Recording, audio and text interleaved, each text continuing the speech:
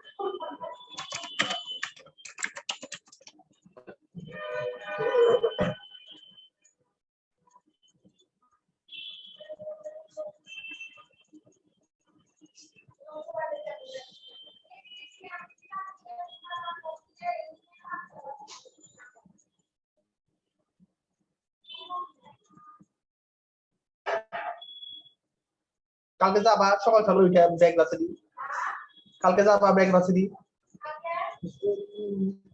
কি করবে যাবে ব্যাগ রাখতে দিতে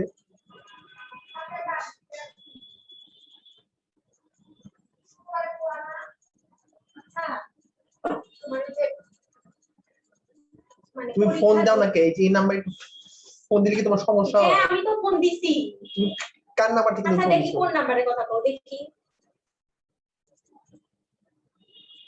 হ্যাঁ এই যে তিনটা মোবাইল নাম্বার দেওয়া না উপরে হ্যাঁ তিনটাই আমি ফোন দিছি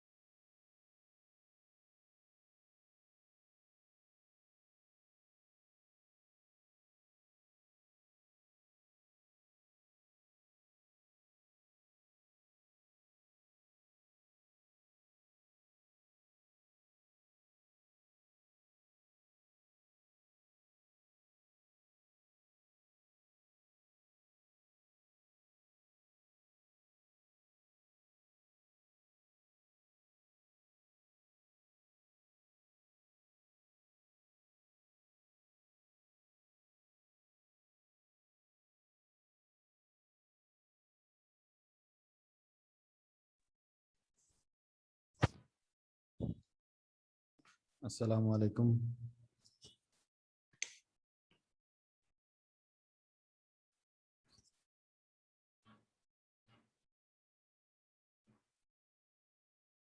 আচ্ছা, এখন পর্যন্ত 19 জন।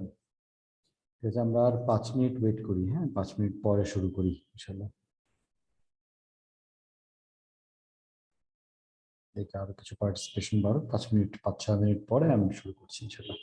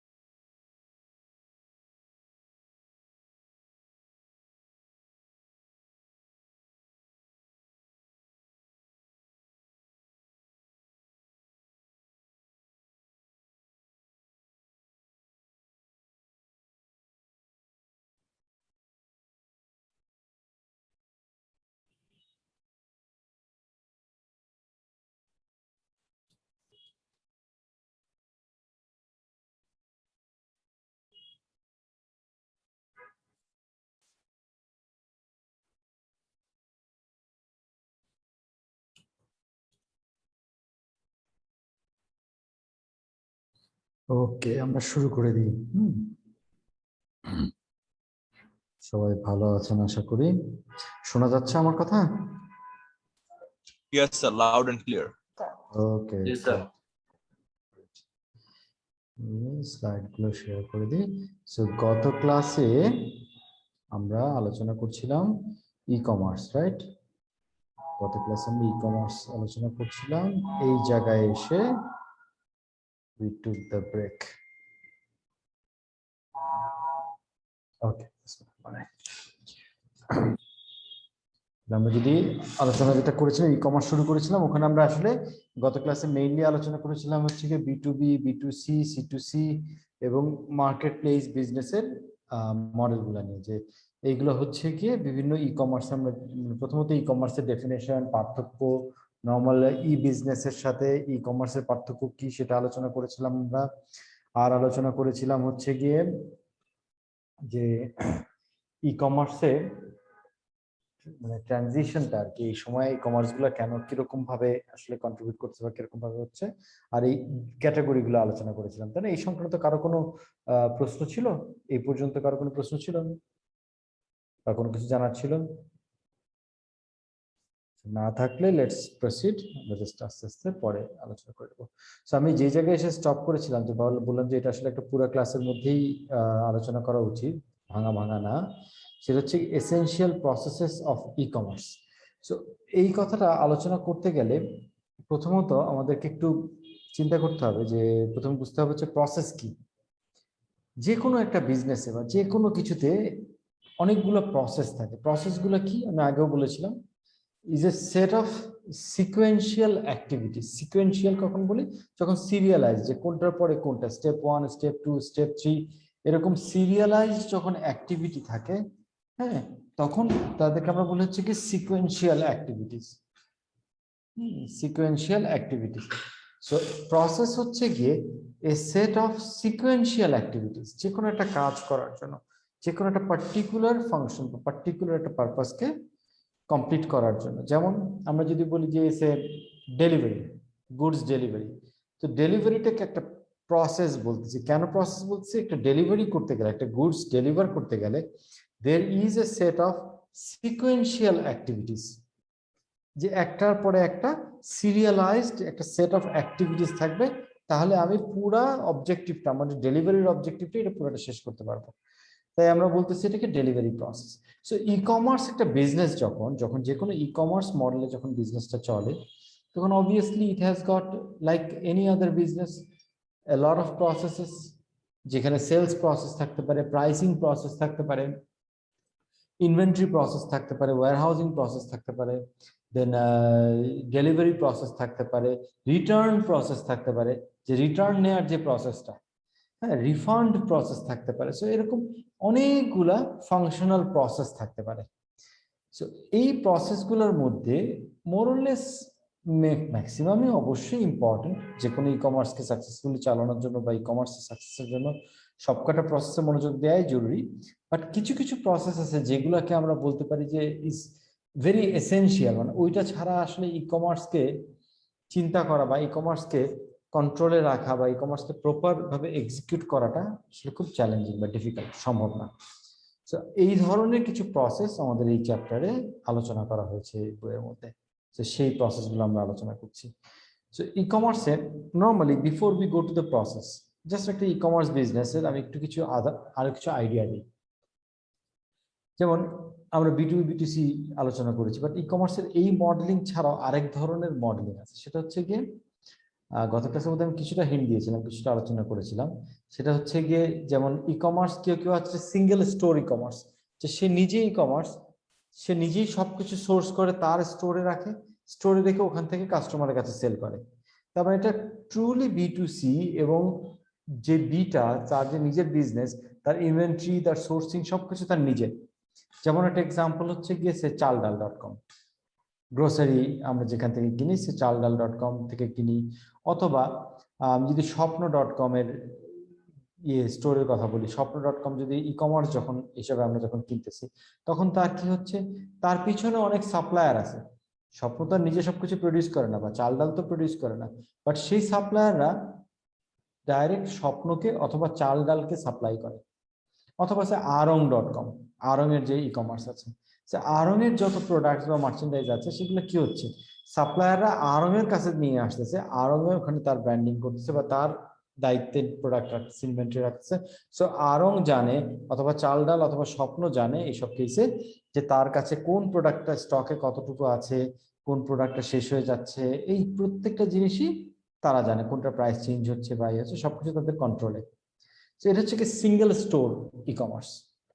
বাট আমরা যখন এই যে দারাজে কোনো কিছু কিনি বা অন্যান্য যে মেজরিটি ই কমার্স, ম্যাক্সিমাম ই কমার্সে যখন কিনি, তখন দেখবেন যে একই প্রোডাক্ট মাল্টিপল লিস্টিং আছে। এবং মাল্টিপল লিস্টিং এ আমি যেমন কিছুক্ষণ আগেই এক ছেলের সাথে কথা বলছিলাম, আমার কিছু ভিডিওগ্রাফি সাপোর্ট লাগবে আর কি, ভিডিওগ্রাফিক একটা বিজনেসের জন্য কিছু ভিডিওগ্রাফি সাপোর্ট লাগবে। So I was looking for যে অনেকটা ফ্রিল্যান্সার টাইপের যারা খুব সামান্য এডিটিং করতে পারে এবং ক্যামেরা দিয়ে শুট করতে পারে। তো ওই হিসেবে একটা দুইটা ছেলের সাথে কথা বলতেছিলাম আজকে। সো ওর মধ্যে আমি তখন কথা বলতে বলতে দারাজে সার্চ করতেছিলাম হচ্ছে ক্যামেরার যে ভিডিও ক্যামেরা যে লাইটিং ইকুইপমেন্ট, অর্থাৎ আমার যে আলো দেয়া লাগবে সেই আলোটা, সেই লাইটিং ইকুইপমেন্ট দেখলাম, এলইডি লাইটের ইকুইপমেন্ট, একই জিনিস আমি বোধহয় 6টা বা 7টা ডিফারেন্ট প্রাইসে পেলাম। এই একই প্রোডাক্ট, মডেল নাম্বারও একই, সবকিছু একই, স্পেসিফিকেশন একই, কিন্তু দেখা যাচ্ছে 6-7টা ডিফারেন্ট প্রাইসে পাচ্ছি। তো কেন পাচ্ছি? কারণ দারাজ কি করছে, আবার সার্চিং দারাজে কি করতেছে, এদের পিছনে নিজেদের স্টোর না, 6-7 জন বা হাজার হাজার ভেন্ডর তাদের প্রোডাক্ট নিয়ে দারাজে লিস্ট করছে এবং যে যার মতো প্রাইসিং করছে, এবং ওই প্রোডাক্ট স্টকে আছে কি নাই বা আরো আসবে কিনা সামনে, এগুলি সমস্ত কিছুর কন্ট্রোল ওই ভেন্ডরদের নিজেদের, দারাজের না। তখন দারাজকে আমরা বলবো হচ্ছে একটা multi vendor e commerce site. So আগেরটা ছিল সিঙ্গেল ভেন্ডর বা সিঙ্গেল স্টোর বলি আমরা, single store e commerce site, আর দারাজ হয়ে যাচ্ছে হচ্ছে multi vendor e commerce site. So এই যে একটা বেসিক ডিফারেন্স, এই ধরনের আরো কিছু ডিফারেন্স থাকতে পারে। ই কমার্সে এই ধরনের বেসিক একটা ডিফারেন্স থাকে যে মাল্টি ভেন্ডর অথবা অথবা সিঙ্গেল ভেন্ডর বা single store e commerce site হয়।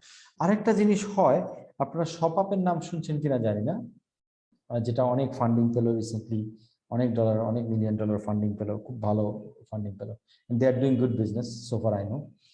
এরকম বাইরেও কিছু কিছু আছে, আমেরিকায় আছে হচ্ছে শপিফাই এবং গ্লোবালি কাজ করে শপিফাই, ওবেরলো বলে একটা বিজনেস আছে। সো এরা কি করে, এরা এরকম মাল্টি ভেন্ডারের কাছ থেকে জিনিস নিয়ে কাস্টমারের কাছে পাঠায়, কিন্তু সেই কাস্টমারটা ইজ নট কনজিউমার, তারা আবার নিজেরা এক একটা বিজনেস,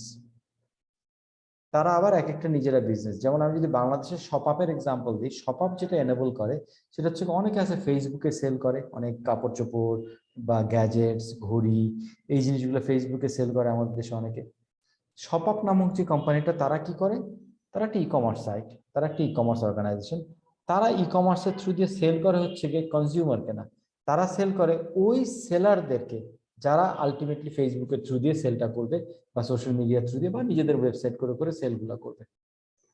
তাহলে কি হচ্ছে যে শপআপ আবার সিঙ্গেল কাস্টমারের কাছে সেল করছে না, সে করছে হচ্ছে গিয়ে আরেকটা বিজনেসের কাছে, কারণ ফেসবুক হলো বা হলো সেগুলো হচ্ছে বিজনেস। সো এইটা হয়ে যাচ্ছে, তখন দেখা যাচ্ছে রিলেশনশিপটা B2B হয়ে যাচ্ছে, মানে পিছনে একটা বি, তারপরে বি, তারপরে B2B দেন হচ্ছে কি সি হচ্ছে, ওই যে ফেসবুকে যারা সেল করতেছে তারা আলটিমেটলি কনজিউমারের কাছে সেল করতেছে। এই মডেলটাকে আবার বলা হচ্ছে মাল্টি টেনেন্ট মডেল। আগে আমরা আলোচনা করলাম হচ্ছে multi vendor, single store, multi vendor, এবার আমরা বললাম মাল্টি টেনেন্ট, অর্থাৎ একটা ই কমার্সের উপরে অনেকগুলো টেনেন্ট ই কমার্স মানে ভাড়াটিয়া ই কমার্স বসে আছে, যারা আলটিমেটলি গিয়ে সেল করতেছে।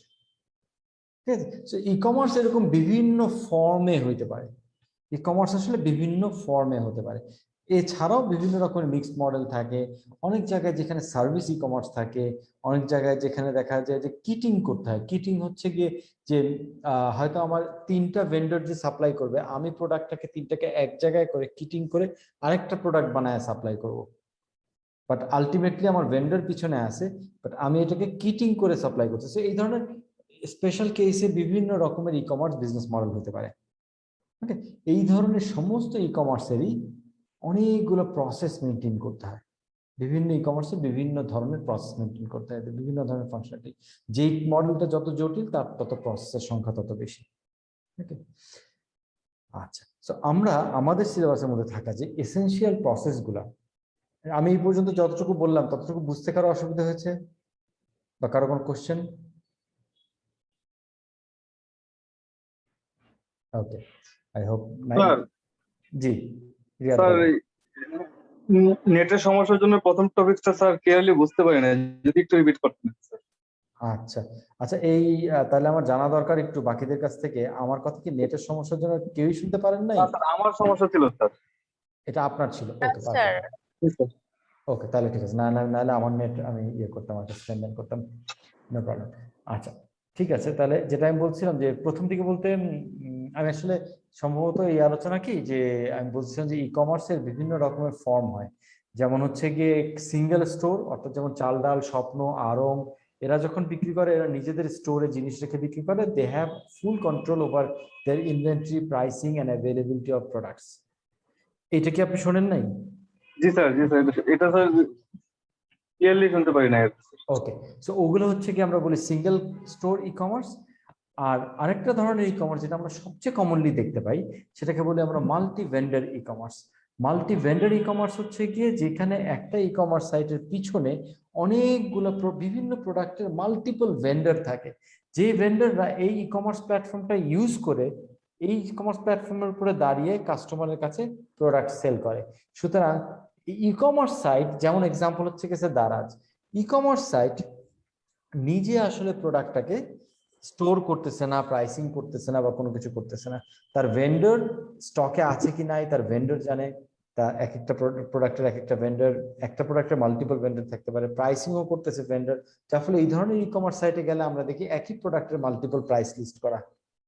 ওকে, আজকে এক ভেন্ডরের কাছে আছে, আরেক ভেন্ডরের কাছে নাই, পরের দিন আবার যে যার কাছে ছিল না তার কাছে আবার প্রোডাক্ট আছে, এরকম সিনারিও আমরা দেখি। হ্যাঁ, সো ওগুলোকে আমরা বলেছি multi vendor e commerce site. আর লাস্টে যেটা আমি আলোচনা করলাম সেটাকে বলি হচ্ছে মাল্টি টেনেন্ট। এটা হচ্ছে আরেক ধরনের, এটার একটা টেকনিক্যাল মানে বিজনেস টেকনিক্যাল কি, বিজনেস টার্মিনোলজিকে বিজনেসকে বলা হচ্ছে ড্রপ শিপিং বিজনেস। আরেক ধরনের বিজনেসকে বলা হচ্ছে ড্রপ শিপিং ই কমার্স বিজনেস। ড্রপ শিপিং ই কমার্স বিজনেস মানে হচ্ছে গিয়ে যেখানে কোনো ই কমার্স বিজনেসে কোনো এন্ড প্লেয়ারের ই কমার্স বিজনেস, ফেসবুকে কেউ হয়তো সেল করতেছে, তার নিজের আসলে প্রোডাক্টটা কেনাও লাগে না, প্রোডাক্টটা স্টোরও করা লাগে না, সোর্সিংও করা লাগে না, কিছুই করা লাগে না। সে শুধু কাস্টমারের কাছ থেকে অর্ডার নেয়, অন্য কেউ তার হয়ে তার নামে প্রোডাক্টটা কাস্টমারের কাছে ডেলিভার করে দেয় এবং পেমেন্ট কালেক্ট করে তাকে পে করে দেয় তার অংশটুকু প্রফিট রেখে। সো দেখা যায় ওই ধরনের ই কমার্স বিজনেস ব্যবসায়ীদেরকে আলটিমেটলি কোনো কাজ করতে হয় না, কোনো খরচ করতে হয় না, কোনো কিছু করতে হয় না, তাদেরকে একটা কাজই করতে হয়, সেটা হচ্ছে সেল করা। সেল করার জন্য অ্যাডভার্টাইজমেন্ট করা, মার্কেটিং করা, রিলেশনশিপ মেনটেন করা, সেল করা, কনজিউমার বেস তৈরি করা, ডিমান্ড সাইড তৈরি করা, বাট সাপ্লাই সাইডে তাদের কোনো কাজ নাই। সেই ক্ষেত্রে এই ধরনের বিজনেসকে বলা হচ্ছে ড্রপ শিপিং ই কমার্স বিজনেস। যেই এই ড্রপ শিপিং ই কমার্স বিজনেস গুলা সাধারণত এমন একটা প্ল্যাটফর্মের মধ্যে হোস্ট করা থাকে, যে প্ল্যাটফর্মের পিছনের দিকে মাল্টি ভেন্ডর থাকে, সামনের দিকে মাল্টি টেনেন্ট থাকে, অর্থাৎ এই ধরনের অনেক ড্রপ শিপিং ই কমার্স থাকে যারা তার কাছ থেকে প্রোডাক্ট নিয়ে সেল করে। এটার একটা এক্সাম্পল বাংলাদেশে হচ্ছে কি শপআপ, আর বাইরে এরকম আছে শপিফাই, ওবেরলো, হ্যাঁ, এই তারপর আলি এক্সপ্রেসের আছে। হ্যাঁ, মানে যে আমাদের কি মানে আলি এক্সপ্রেস হচ্ছে কি আলিবাবা, আর কি আলিবাবার এক্সপ্রেস যে সাইটটা, কনজিউমার ফোকাস যে সাইটটা, সেটাকে হচ্ছে আলি এক্সপ্রেস। আর আমরা কতদিন আলোচনা করেছিলাম আলিবাবা হচ্ছে কি বিটুবি, ওখানে গেলে একটা অনেক নিচে কেনা যায় না বা কন্টেইনার হিসাবে কিনতে হয়। বাট আলি এক্সপ্রেস হচ্ছে কি ইন্ডিভিজুয়াল। বাট আলি এক্সপ্রেসের আরেকটা সুবিধা হচ্ছে কি AliExpress allows you to order goods at AliExpress and get it delivered in your name to your customer. So আমি একটা ছোট ই কমার্স বিজনেস, আমার কাছে কোনো প্রোডাক্ট নাই, আমি আলি এক্সপ্রেসে গিয়ে অর্ডার দিলাম যে আমার কাস্টমার এক্স, যে হচ্ছে গিয়ে সে, আমি এখন গুলশানে বসে আছি, আমার কাস্টমার এক্স হচ্ছে গিয়ে সে মোহাম্মদপুরে বসে আছে। সো এই আলি এক্সপ্রেসকে আমি অর্ডার দিলাম যে আমার কাস্টমার এক্স এই বোতলটা অর্ডার করেছে, একটা সুন্দর প্লাস্টিকের বোতল অর্ডার করছে। আলি এক্সপ্রেস কি করবে, আমার নামে লেবেল লাগায় ওই কাস্টমারের কাছে ডাইরেক্ট ডেলিভার করে দিবে। সো আমার প্রোডাক্টটা দেখতেও হবে না, হাতে ধরতেও হবে না, কিছু করতে হবে না। আলি এক্সপ্রেস নিজেই ডেলিভার করে দিচ্ছে, সেই ডেলিভারি এই যে সিস্টেমটাকে এটাকে বলা হচ্ছে ড্রপ শিপিং বিজনেস। সেক্ষেত্রে আমি একটা ই কমার্স বিজনেস করে the only thing I had to do is to sell the product to my customer, but এটা সোর্সিং, হ্যান্ডলিং, ডেলিভারি কোনো কিছু আমাকে করতে হচ্ছে না। এটাকে বলা হচ্ছে ড্রপ শিপিং মডেল, যেটাকে আমরা বললাম যে multi vendor and multi tenant এই মিক্সড মডেলে থাকে। So this are there are varieties of e-commerce models available globally, যেগুলো আস্তে আস্তে যদি ই-কমার্স নিয়ে খুব ইন্টারেস্ট থাকে তখন if you search for, you will be able to learn. তো এবার আসি হচ্ছে গিয়ে যে কোনো ই-কমার্স কমন ভাবে যে কোনো ই-কমার্স চলতে গেলে অনেকগুলো প্রসেস থাকে। সেই প্রসেসের মধ্যে কিছু কিছু প্রসেসকে আমরা বলি হচ্ছে কি যে খুব মানে অ্যাটলিস্ট একাডেমিক ভাবে আমাদের বইয়ে বলতেছে যে খুব ইম্পর্টেন্ট প্রসেস। আমি একটা জিনিস সবসময় আমার স্টুডেন্টদেরকে বলি, ক্লাস নিয়ে আসলে একটা জিনিস বলি, আইটি বা এই টেকনোলজি ড্রিভেন বিজনেসেস এমন একটা সাবজেক্ট যেটাকে একাডেমিক করে রাখাটা খুব টাফ, স্পেশালি যেটা সম্পর্কে কোনো বইয়ে নলেজ রাখাটা খুব টাফ। কেন? কারণ একটা বই একজন অথর যখন লেখেন, লিখতে তার অ্যাটলিস্ট 1 বছর সময় লাগে, মিনিমাম 1 বছর সময় লাগে, কারো কারো বেশি লাগে, কখনো কখনো অ্যাটলিস্ট 1-1.5 বছর সময় লাগে। এবং এটা বই লেখা শেষ করে ওইটার পাবলিশিং হইতে এবং মার্কেটে সব পর্যন্ত পৌঁছাইতে আর তারপরে আমাদের দেশ পর্যন্ত পৌঁছাতে আরো 1-1.5 বছর লেগে যায়। তার মানে একটা বই যে নলেজ থেকে লেখা আর যখন মার্কেটে টাচ করে যে সময়, দুইটার মধ্যে পার্থক্য অ্যাটলিস্ট 2-2.5 বছর হয়ে যায়, যে সময়কার নলেজ আর মার্কেটে যখন টাচ করে। টেকনোলজি বেসড ফিল্ড গুলাতে, এই টেকনোলজি ড্রিভেন বিজনেস গুলাতে এবং টেকনোলজি নিয়ে যে সমস্ত কাজ হয়, স্পেশালি কম্পিউটার টেকনোলজি বা আইটি টেকনোলজি নিয়ে, এই কাজগুলা ইন মেনি কেসেস 2 বছরে চেহারা পরিবর্তন হয়ে যায়, থট প্রসেস পরিবর্তন হয়ে যায়, তাই না? আমরা যে কোনো একটা ট্রেডিশনাল জিনিস, সে কথা একটা ট্রেডিশনাল জিনিস বলতে হ্যাঁ, সে একটা দরজা, আমরা যে রুমের দরজা বানাই বা হোয়াইট বোর্ড বানাই, এই যে জিনিসগুলো দেখা যাচ্ছে যে 5 বছর আগেও যে জিনিস ছিল, যে টেকনোলজিতে চলতো, কবজাগুলো যেরকম ছিল এখনো একই রকম কবজায় আছে, একরকম জিনিসপত্র আছে। But just think of a computer, think of a mobile phone set, think of internet bandwidth, think of anything. এই জাতীয় জিনিসপত্র, আমি তো অ্যাডভান্স টেকনোলজি বাদই দিলাম, আইওটি, ইন্টারনেট অফ থিংস, হ্যাঁ, ব্লকচেইন, আর্টিফিশিয়াল ইন্টেলিজেন্স, এগুলির কথা বাদই দিলাম। জেনারেল ইউজার এন্ড টেকনোলজি আমরা যেগুলো ইউজ করি, নর্মালি হ্যান্ডহেল্ড ডিভাইস এগুলো ইউজ করি, এগুলো কি 2-2.5 বছরের মধ্যে মডেল একদম চেঞ্জ হয়ে যায় না? আপনি 2.5 বছর আগে যেই ফোনটা কিনতে ইন্টারেস্টেড ছিলেন, সে 20,000 টাকা দিয়ে, 2 বছর পরে ওইটা দেখা যাবে 2,000 টাকা দিলেও কিনবেন না, কিনতে চাবেন না, তাই না? বিকজ এই 2 বছরের মধ্যে এত মডেল চেঞ্জ হয়ে গেছে, এর মেমোরির পরিমাণ, র্যামের পরিমাণ, প্রসেসরের স্পেসিফিকেশন এত চেঞ্জ হয়ে গেছে যে 2 বছর পরে গিয়ে ওইটা is not valued, right? So technology এবং টেকনোলজি বেসড বিজনেস, এই দুইটা খুব র্যাপিডলি চেঞ্জিং। এখনো এগুলো ম্যাচিওর না, এখন এগুলো থিতু হয় নাই, কোথাও স্টেশনারি হয় নাই অন্যান্য সাবজেক্টের মতো। যেই কারণে এই সাবজেক্টগুলোর উপরে যদি যখন বই লেখা হয়, একাডেমিক বই, তখন ওই বইগুলা যে থট প্রসেস, যে নলেজ থেকে লেখা হয়, বইটা মার্কেট হিট করতে করতে ওর ভিতরে থাকা অনেক নলেজ, অনেক থট প্রসেস আসলে ব্যাকডেটেড হয়ে যায়। যেই কারণে কখনো আমি বলি এই জিনিসটা সবসময় যে আইটি বা টেকনোলজি বেসড বিজনেস বই থেকে পড়ে আসলে শেখা বড় মুশকিল, যদি শেখার জন্য যে হয়। ওকে, এইটাকে আসলে প্রতিদিনের আপডেট শিখতে হবে, সবসময় কন্টিনিউয়াসলি জিনিসপত্র জানতে হবে।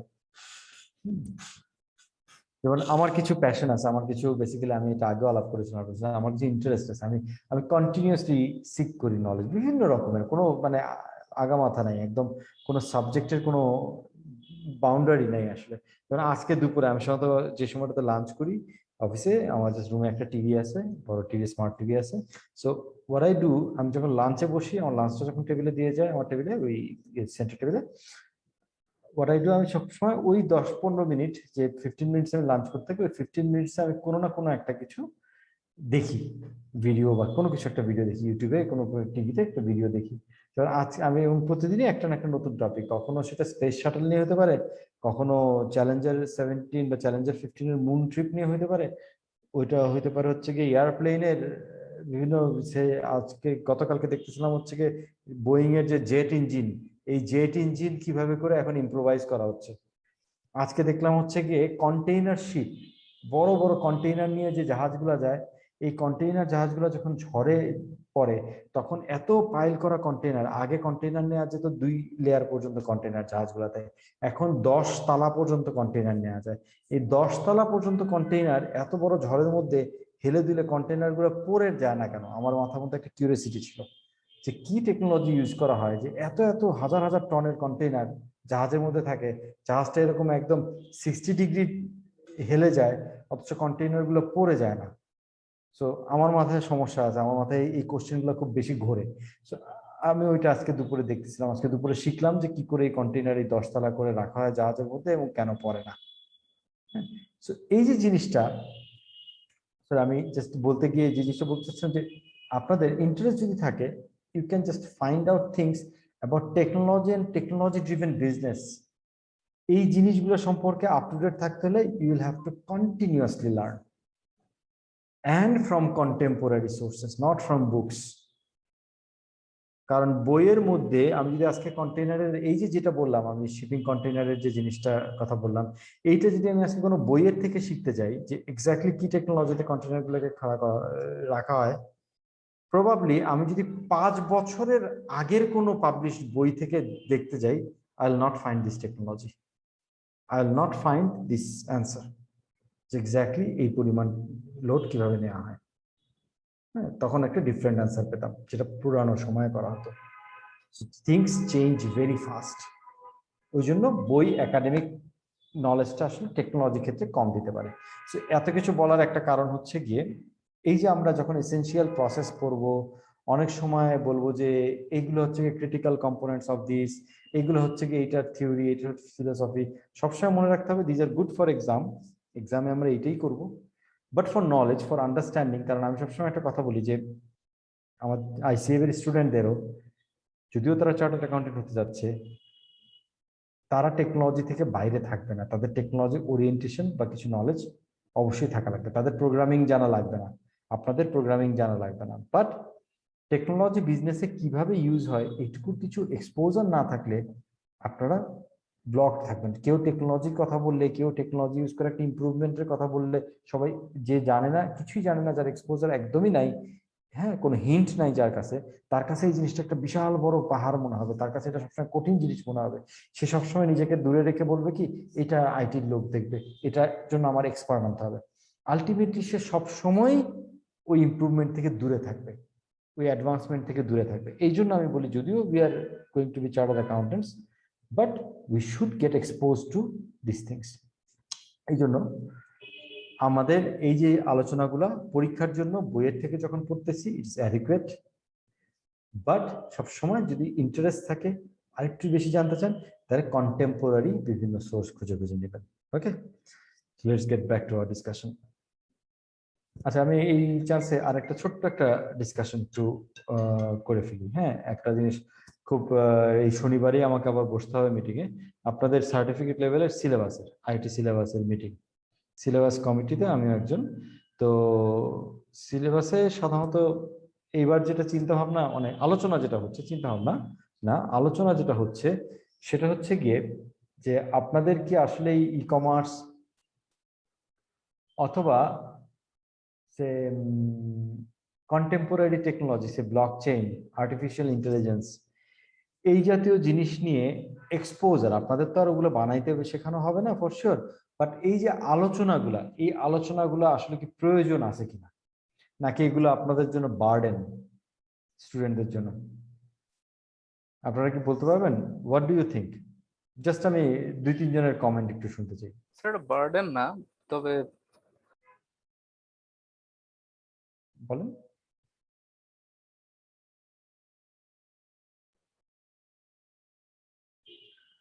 আশিকুজ্জামান মিউট হয়ে গেছেন। বললাম স্যার না, এটা বার্ডেন না, বাট মানে সিচুয়েশন যা, তাতে আসলে কি বলা উচিত বুঝতে পারতেছি। মানে পরীক্ষার পড়ার প্রেশার এত বেশি যে এই জিনিসগুলা যে এখন আমি এনজয় করব সেই পড়ার সুযোগটা প্রেশার থাকে মানে না। কাজের প্রেশার, সেই সাথে জি জি স্যার। যে স্যার কামের যে প্রেশার। স্যার স্যার আপনি একদম ঠিক কথাটাই বলেছেন স্যার। এটা আসলে মূল সমস্যা। আনফরচুনেট খুব একটা জিনিস। আনফরচুনেট কারণ কি আমরা short term, basically short term জিনিস কখনো ভালো না আর কি। হ্যাঁ, আমরা যখন শুধুমাত্র ইমিডিয়েট টার্ম, মানে আমার এক্স্যাক্টলি নেক্সট কি, এইখানে সবসময় একটা ব্যালেন্স লাগে। আমার ইমিডিয়েট নেক্সট কি, আসলে প্রত্যেকদিন যে সবচেয়ে আজকের কাজটা ভালো করে করে সে জীবনে উন্নতি করে, এটাও ঠিক। যে আজকের কাজ কালকের কাজ নিয়ে চিন্তা করে, হ্যাঁ, শুধু ভবিষ্যৎ নিয়ে পড়ে থাকে না, এটা যেমন প্রয়োজন, ঠিক সেরকম যে শুধুই আজকের কাজ নিয়ে চিন্তা করে, ভবিষ্যৎ নিয়ে কোনোই চিন্তা করে না বা ভবিষ্যতের জন্য কোনো কিছু ইনভেস্ট করে না, সেও আসলে বেশি দূর আগাইতে পারে না, সে বেঁচে থাকতে পারে। সো এইটার একটা প্রপার ব্যালেন্স দরকার হয়। এটা একটু মাথায় রাখবেন। হ্যাঁ, এমনি আমি জাস্ট অ্যাডভাইস হিসাবে বলতেছি যে এটা সবসময় মাথায় রাখবেন। সবসময় একটা অংশ অলওয়েজ ইনভেস্ট করবেন, নিজের টাইম, রিসোর্স, সবকিছুর একটা অংশ ইনভেস্ট করবেন for the future. But majority অংশ এখনকার জন্য ইনভেস্ট করবেন, বাট একটা অংশ অবশ্যই ফিউচারের জন্য ইনভেস্ট করবেন। So I understand your point যে এই জায়গা থেকে এই জিনিসগুলার শেখাটা, দেখা যাচ্ছে যে শেখাটার জন্য যে আরো আগ্রহ নিয়ে যে শেখা আর একটু পড়া বা এগুলোর জন্য টাইম এনাফ পাওয়া যায় না, ফার্মের এনগেজমেন্ট এবং তারপরে পরীক্ষার যে প্রেশার, পরীক্ষার অন্যান্য সাবজেক্টের যে প্রেশার। এবং মোস্ট অফ দ্য কেসে দেখা যায় যে আমাদের পরীক্ষার প্যাটার্ন গুলো এরকম যে বুঝে না বুঝে মুখস্থ করতে হয় প্রচুর, যে কারণে এক্সামের এটা পড়াই পড়তে পারতেছি না। এক্স্যাক্টলি যে কারণে ডিফিকাল্ট হয়ে যায়। বাট আমি যেটা মনে করি, আমি যেটা খুব পুশ করার চেষ্টা করছি, ইনসিস্ট করার চেষ্টা করছি, যে এগুলোকে থিওরিটিক্যাল ডিটেলে না রেখে অ্যাটলিস্ট এই টপিকগুলো আলোচনার মধ্যে আনা এবং এখান থেকে কনসেপচুয়াল, নট থিওরিটিক্যাল, একদম ডেফিনেশন টাইপের না, কনসেপচুয়াল, যেটা ইয়েস নো দিয়ে আনসার করা যায়, ট্রু ফলস দিয়ে আনসার করা যায়, আন্ডারস্ট্যান্ডিং থেকে এইরকম টাইপের কোশ্চেন বেইজে এই ধরনের জিনিসগুলোকে ইনক্লুডেড রাখা। দ্যাট ইজ আই এম ইনসিস্টিং যে ব্লক চেইন হোক, বিগ ডেটা হোক, আর্টিফিশিয়াল ইন্টেলিজেন্স হোক। এক্স্যাক্টলি আর্টিফিশিয়াল ইন্টেলিজেন্স সাধারণত লার্নটা করে কি করে, যদি আমি আপনাকে এখন বোঝাই, আমার ধারণা ওটা একবার শোনার পরে ওইটার yes no true false answer দিতে খুব একটা কোশ্চেন কষ্ট হওয়ার কথা না, ওটার জন্য কোনো কিছু মুখস্থ করতে পারার কথা না। তো ওই হিসেবে আমি সাজেস্ট করতেছি আর কি, যে সিলেবাস ওইগুলাকে কিছু কিছু এক্সপোজার রাখার জন্য। সো লেটস সি কি হয়। But I acknowledge your pressure, I acknowledge your situation. আচ্ছা, আমরা আলোচনা আসতে পারছি না, তাহলে এসেনশিয়াল প্রসেসগুলো, আমরা ই কমার্সের এসেনশিয়াল প্রসেসগুলো থিওরিটিক্যালি বা একাডেমিক ভাবে যে জিনিসগুলো আলোচনা করছি, এর মধ্যে প্রথম প্রসেসটা হচ্ছে কি access control and security. Access control and security, এই যে দেখেন এই জিনিসটা আমি অপছন্দ করি, এই যে এখন যে আলোচনাটা করতেছি, এই যে অ্যাক্সেস কন্ট্রোল এন্ড সিকিউরিটি, এখানে কিছু কিছু জিনিস আছে আমি শিওর আপনারা খুব ইন্টারেস্ট পাবেন, আমি যখন আলোচনা করবো খুব ইন্টারেস্ট পাবেন, এবং এখান থেকে শেখারও অনেক কিছু আছে। বাট যেমন থিওরিটিক্যালি, এই একাডেমিক্যালি যদি না হইতো, তাহলে আমি অ্যাক্সেস কন্ট্রোল এন্ড সিকিউরিটিতে কোনোভাবেই 30 সেকেন্ড স্পেন্ড করতাম না। অ্যাক্সেস কন্ট্রোল এন্ড সিকিউরিটি হচ্ছে গিয়ে ই কমার্স, বা থিওরিটিক্যালি মনে হয় it's a big thing, but practically আপনাদের জানার জন্য বা যে কারো বোঝার জন্য, নন টেকনিক্যাল যে কারো বোঝার জন্য it's not important in true sense, in practical sense. But এই একাডেমিক আলোচনা চলে আসছে, স্টিল আমরা পরীক্ষার জন্য পড়ি। অ্যাক্সেস কন্ট্রোল অ্যান্ড সিকিউরিটি হচ্ছে গিয়ে একটা ই কমার্স সাইটে আমি যদি কাস্টমার হিসেবে চিন্তা করি, তাহলে আমার অ্যাক্সেসটা, যেমন আমি কিছুক্ষণ আগে এটা ফুডপান্ডা একটা অর্ডার দিয়েছি, বিকজ আমি যেহেতু রাত হবে অফিসে, সো আমি জাস্ট একটা স্ন্যাক্স অর্ডার দিয়ে স্ন্যাক্সটা নিয়েছি। তো এইটা অর্ডার দেওয়ার সময় আমাকে আমার অ্যাড্রেসটা আবার পুট করতে হয় নাই, বা এটা যে আমি অর্ডার দিচ্ছি এই জিনিসটা ওই ভেন্ডরকে আবার ভেরিফাই করতে হয় নাই। কারণ হচ্ছে কি, আমার ফোন নাম্বারের এগেইনস্টে এই প্ল্যাটফর্মে, ই কমার্স প্ল্যাটফর্মে একটা অ্যাক্সেস দেয়া আছে এবং সেটা কন্ট্রোলড। তার মানে ওইটার এগেইনস্টে একটা ইউজার নেম, পাসওয়ার্ড টাইপের, ওটিপি টাইপের কিছু না কিছু একটা আছে, যেটাতে অ্যাক্সেস কন্ট্রোল করা আছে। আমার নাম দিয়ে চাইলেই অন্য কেউ অর্ডার করে বেড়াতে পারবে না, তাই না? যদি তাই পারতো, যদি কন্ট্রোলটা না থাকতো, অ্যাক্সেস কন্ট্রোলটা যদি প্রপারলি না থাকতো, তাহলে কি হতো, আমার নাম দিয়ে কেউ যদি অর্ডার করতো, তাহলে এরপরের বার ই কমার্স সাইট আমার অর্ডার পেলে সন্দিহান থাকতো যে আসলে কি এটা আমি অর্ডার করেছি না অন্য কেউ অর্ডার করেছি, তখন আবার তাকে একটা ভেরিফিকেশন প্রসেসের ভিতর দিয়ে যেতে হতো। এটা যেমন হচ্ছে client side access, customer side access control.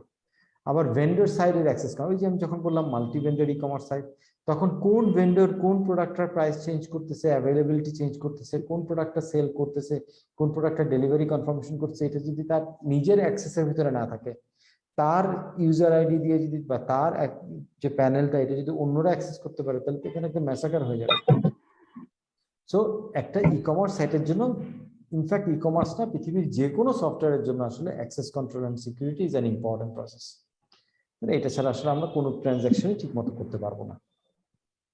Then this is important, profiling and personalization. এইখানে একটু শেখার মতো বা আলোচনার মতো ইন্টারেস্টিং জিনিস আছে।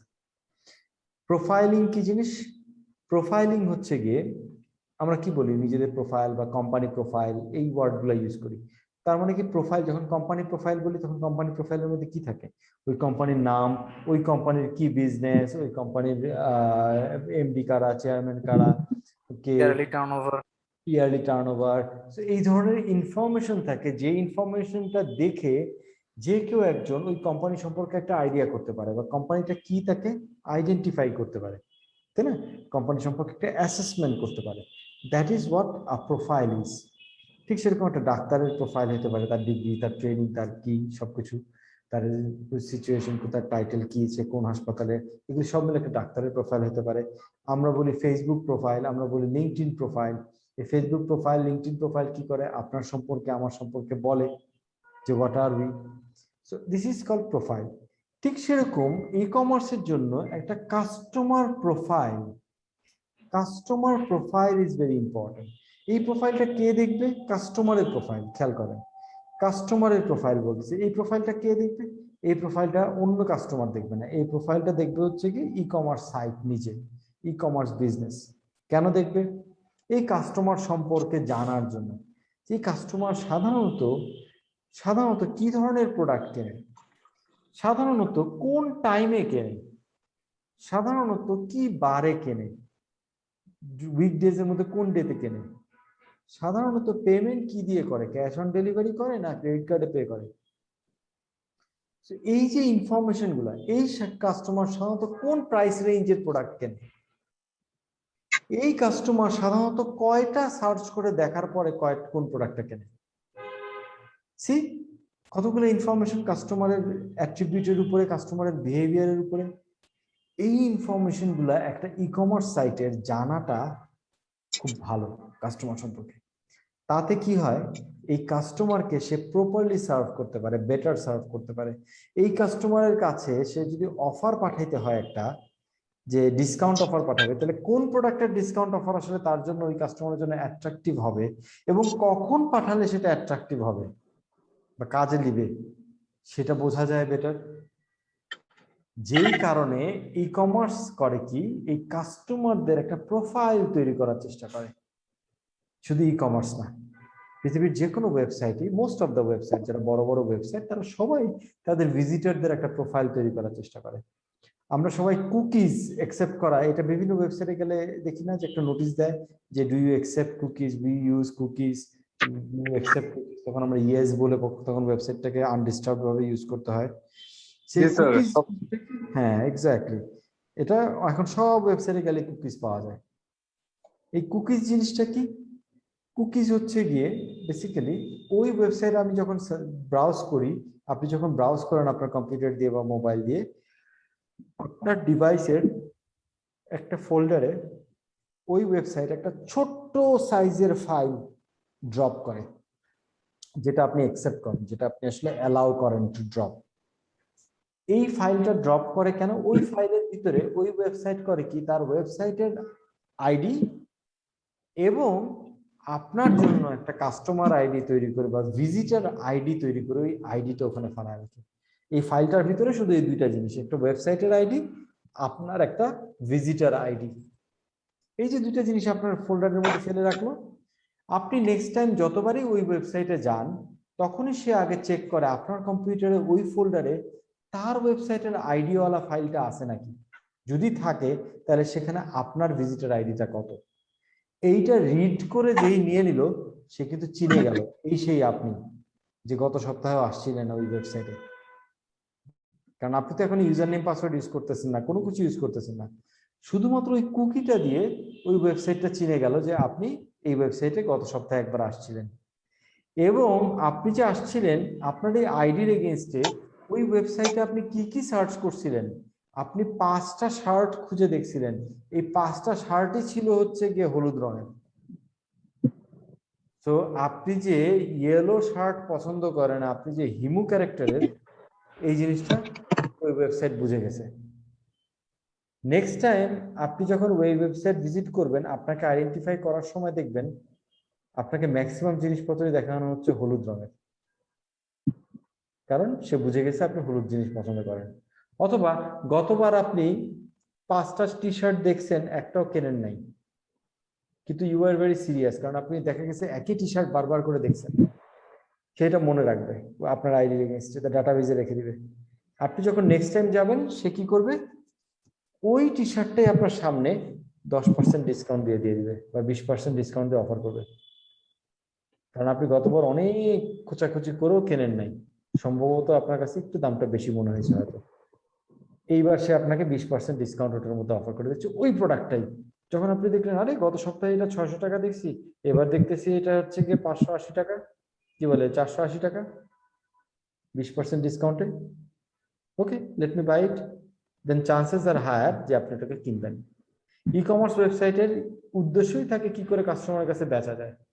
তার কাছে প্রতিদিন 10,000 ভিজিটর আসে, 10,000 ভিজিটরই কেনে না, 10,000 ভিজিটরের মধ্যে থেকে হয়তো 500 ভিজিটর কেনে।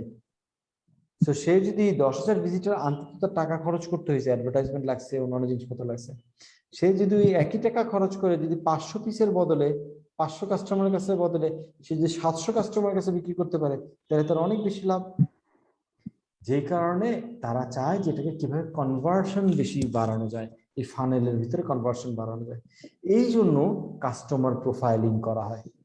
এখন প্রোফাইলিং একটা হচ্ছে কুকি দিয়ে, এছাড়াও প্রোফাইলিং হয় হচ্ছে গিয়ে থার্ড পার্টি প্রচুর এজেন্ট আছে। আমরা দেখবেন প্রয়োজনে অপ্রয়োজনে বিভিন্ন রকমের অ্যাপ, বিভিন্ন রকমের অ্যাপ্লিকেশন, ওয়েবসাইটে গিয়ে বিভিন্ন জিনিস ডাউনলোড করা, এই জাতীয় জিনিসের অভ্যাস আছে, এবং এগুলোর একটা বড় রিস্ক হচ্ছে এরা প্রচুর পরিমাণে অ্যাডওয়্যার অথবা এরকম অটোমেটেড রোবট ডাউনলোড করে ফেলে কম্পিউটারে বা মোবাইলে, যেগুলা কন্টিনিউয়াসলি আমাদের সম্পর্কে ইনফরমেশন কালেক্ট করতে থাকে, আমাদের বিভিন্ন ট্রানজাকশন, বিভিন্ন বিহেভিয়ার সংক্রান্ত ইনফরমেশন, এবং সেই ইনফরমেশন গুলাকে সেল করতে থাকে বড় বড় ই কমার্স, বড় বড় অনলাইন জায়ান্টের কাছে, যাতে আপনার প্রোফাইলে ওইটা অ্যাড করা যায় এবং তারা আরো অ্যাকিউরেট অ্যাডভার্টাইজিং করতে পারে আপনার কাছে, আরো অ্যাকিউরেট অফার দিতে পারে আপনাকে, যেটা আপাত দৃষ্টিতে শুনে মনে হচ্ছে আমার জন্য লাভজনক, আপনার জন্য লাভজনক, যে আপনার যে জিনিসটা প্রয়োজন সেই জিনিসটা আপনাকে কিনতে বলতেছে। ক্ষতি কি? আসলে ক্ষতিটা হচ্ছে গিয়ে এই পুরো জগৎটাই এখন চলতেছে কি করে মানুষের যা প্রয়োজন নাই তা 3 গুণ কেনানো যায়। আমার কথাটা শুনতে একটু অদ্ভুত লাগতে পারে, কিন্তু ওয়ার্ল্ডটা খুব সূক্ষ্মভাবে, বিউটিফুলি, খুব কম্প্রিহেন্সিভলি প্ল্যান করে বেড়াচ্ছে সারা ওয়ার্ল্ড, যে কি করে আপনার 10 টাকা যে ইনকাম হয় মাসে, এই 10 টাকা ইনকাম আপনার হয় কি করে আপনাকে দিয়ে 15 টাকা খরচ করানো যায়, এবং সেই 15 টাকায় আপনার যা প্রয়োজন নাই তা 1 পিস না, আগে 1 পিস ছিল, এখন 3 পিস কি করে কেনানো যায়। শুনতে খারাপ লাগলো, দিস ইজ রিয়ালিটি। এই যে আমরা ইভেন গার্মেন্টস এর জিনিসপত্র পরি না, রেডিমেড গার্মেন্টস এর এই যে টি শার্ট বা যে শার্ট প্যান্ট ট্রাউজার, এগুলি যারা কেনে, যে বায়াররা, আমি আগের ক্লাসে আলোচনা করছি, এই বায়াররা এখন যে মুডে চলে সেটাকে বলে ফাস্ট ফ্যাশন মোড। এই এখনকার যুগটাকে বলে, বিজনেস ট্রেন্ডটাকে বলে ফাস্ট ফ্যাশন। আগে যেটা করতো এই সমস্ত বায়াররা ক্লোদিং প্ল্যান করতে, স্টাইল বলে আর কি, স্টাইল প্ল্যান করতো যে ওকে সিজন হিসাবে চলবে, সিজন মানে উইন্টারের জন্য, এই উইন্টারের জন্য আমরা এই সেট অফ আর্ট তৈরি করব, ক্লোথিং তৈরি করাবো, সামারের জন্য এটা, ফলের জন্য এটা, স্প্রিং এর জন্য এটা। তার মানে কি বছরে একটা সিজনে একটা ড্রেস কেউ কিনবে, এটা চিন্তা করা হতো। এখন ফাস্ট ফ্যাশনের যুগে একটা সিজনের মধ্যে তারা 3 সাইকেল, তারা বলে 35 দিনে একটা সাইকেল, 35 ডেজ, মানুষ যাতে 35 দিনে একটা নতুন ড্রেস কেনে, এভরি 35 ডেজে। আমরা হয়তো কিনি না, বাট ফার্স্ট ওয়ার্ল্ড কান্ট্রিতে তাদেরকে এত ওয়েস্টফুল করে ফেলা হয়েছে তাদের বিহেভিয়ারকে, যে তারা 35 দিনে যাতে একটা নতুন ড্রেস কেনে এটা এনশিওর করার চেষ্টা করা হয়। সেই ওয়েতে অ্যাডভার্টাইজিং প্ল্যান করা হয়, সেই ওয়েতে শোরুম গুলাকে কন্ট্রোল করা হয়, সেই ওয়েতে ফ্যাব্রিকের ডিজাইন ছাড়া হয়, ক্লোদিং এর ডিজাইন ছাড়া হয়। এবং সেই জন্য আমাদের গার্মেন্টসে ওইভাবে করে অর্ডার এখন আসে, যে কারণে অর্ডারের পরিমাণ বাড়ছে। তো এই যে দেখেন সারা ওয়ার্ল্ড কনজিউমারিজম যে জিনিসটা, সারা world is after making sure that you spend more. এই ই কমার্স সাইটগুলা বা এই সমস্ত জিনিসগুলো আসলে এই একই রকম। সুতরাং আমরা যখন চিন্তা করতেছি যে আপাত দৃষ্টিতে মনে হচ্ছে এটা হার্মলেস, আমাদের প্রোফাইল তৈরি করার জন্য ইনফরমেশন নিচ্ছে, সবকিছু নিচ্ছে, ইটস নট দ্যাট হার্মফুল, আমাকে তো প্রপার অ্যাডভার্টাইজমেন্ট করতেছে। আসলে সেটা না, আমাকে আমার লাইফটাকে, আমার স্পেন্ডিং হ্যাবিটটাকে এক্সপ্লয়েট করতেছে। কি করে আমাকে আরো লোভে ফেলে চিপে টাকা এক্সট্রাক্ট করে নিয়ে যাওয়া যায়। That is what we are into, and that is what we will be more into. ওকে, আমরা আগে বাজারে গিয়ে যদি সবজি কিনতাম বা যে কোনো কিছু, চাল ডাল যে কোনো কিছু কিনতাম, বাজারে গিয়ে যখন কিনি দামাদামি করে 5টা দোকান ঘুরে, তখন আমরা একবার বাজারে গেলে যা যা লিস্টের মধ্যে নিয়ে যাই সাধারণত 100-এ 100 ওইটুকুই কিনে নিয়ে আসি, একটা এক্সট্রা জিনিসও কিনে নিয়ে আসি না। কিন্তু আপনি স্বপ্ন স্টোরে যান, আগোরা স্টোরে যান, ওই শপিং কার্ট নিয়ে যখন যেতে থাকবেন, আপনি দেখবেন আপনার প্রয়োজনের লিস্টের জিনিসের বাইরে ওই সমপরিমাণ বা তার চেয়ে বেশি পরিমাণ জিনিস আপনি কার্টে তুলে ফেলছেন। কারণ আপনাকে ওটা প্রম্পট করা হয়, আপনার সামনে প্রেজেন্টেশনটা এমন ভাবে করা হয়, এমন একটার পর একটা জিনিস এমন ভাবে রাখা হয় যেটার পাশে কোনটা রাখা হবে এটা প্ল্যান করা হয়, যাতে আপনি একটা জিনিস কিনতে গিয়ে ওইটার দিকে চোখ পড়ে এবং আপনার ফিলিং হবে সাইকোলজিক্যালি যে ওইটা কেনাটা আপনার দরকার। That is how our brains are being manipulated, consumers' brain manipulated হয়। So এই প্রোফাইলিং এবং পার্সোনালাইজিংয়ের উদ্দেশ্যটা এটা, যেটা আমি খুব নেগেটিভ ভাবে প্রেজেন্ট করলাম, but business point of view থেকে চিন্তা করলে আপনি 100 টাকা খরচ করে একটা কাস্টমার আনছেন, তার কাছ থেকে কি করে আপনি 300 টাকা বের করে নিয়ে আসবেন, সেটা হচ্ছে আপনার ব্যবসায়িক সফলতা।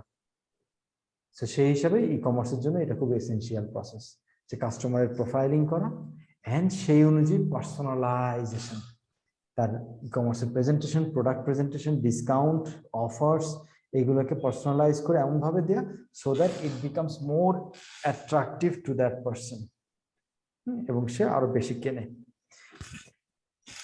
বোঝা গেছে এটুকু? আচ্ছা, এরপর হচ্ছে কি সার্চ ম্যানেজমেন্ট। সার্চ ম্যানেজমেন্ট যদি আমরা বুঝতে যাই, যে কোনো ই কমার্সে আসলে কাস্টমার কেনে কিভাবে, আমরা যে কাস্টমার বিহেভিয়ারটা চিন্তা করি, একজন কাস্টমার সে আমার আজকে যে আমি উদাহরণ দিলাম, আমার দরকার ছিল কি ক্যামেরার লাইট, ভিডিও ক্যামেরার লাইটিং ইকুইপমেন্ট প্রয়োজন ছিল। সো লাইটিং ইকুইপমেন্ট যখন প্রয়োজন ছিল, হোয়াট ডিড আই ডু? আমি কিন্তু দারাজে গিয়েই যে সার্চ করছি তা কিন্তু না, আমি প্রথমে গুগল খুলে গুগলে সার্চ করছিলাম যে motion camera lighting equipment Bangladesh বা ঢাকা দিয়ে একটা সার্চ করলাম। সার্চ করার পরে ওখানে স্মার্ট টেকনোলজিস আসলো, দারাজ আসলো, অথবা.com আসলো, অনেকগুলো সাইট আসলো। দেন প্রথম যে 2-3টা লিস্টের মধ্যে 2-3টা জিনিস আসছে, এই 2-3টার মধ্যে আমি ক্লিক করে করে খোঁজা শুরু করলাম। খুঁজতে খুঁজতে দেখলাম দারাজে অনেকগুলো ভ্যারাইটি আছে।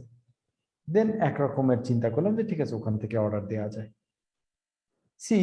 আমি একটা ই কমার্স পারচেজ করলাম, কিন্তু আমি সার্চটা করলাম কিভাবে? গুগলে গিয়ে প্রোডাক্টের নাম লিখে সার্চ করলাম, অনেকগুলো সাইট আসলো, দেখলাম যেটা পছন্দ হলো সেখান থেকে দিলাম। তাহলে এই সার্চ ম্যানেজমেন্টে এইটা একটা বিশাল বড় ইম্পর্টেন্ট জিনিস যে কোনো ই কমার্সের সাকসেসের জন্য।